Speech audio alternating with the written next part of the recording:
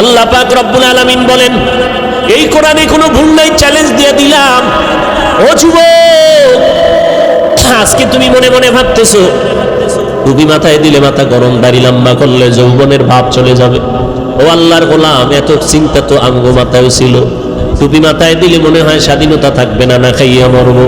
না ও যুবক ভাই, আপনারা যারা নামাজ পড়েন না, দাড়ি রাখেন না, পর্দা করেন না, হালাল খান না, নবীর তরিকা মানেন না, আপনারাও 3 বেলা খান, আমরা কোরআনওয়ালারাও 3 বেলা খাই, নাকি না খাইয়া থাকি?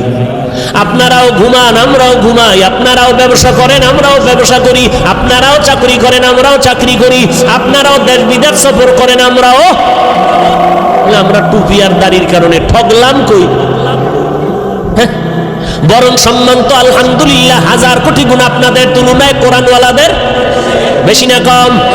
চেয়ারম্যান সাহেব দেখলেই সালামু আলাইকুম, হুজুর দোয়া করবেন।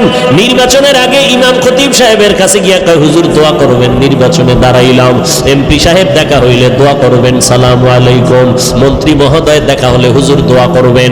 এইভাবে অসুস্থ রোগী হসপিটালে কান্না করে, সন্তানেরা দৌড়ায়, হুজুর দোয়া করবেন। এক খতম কোরআন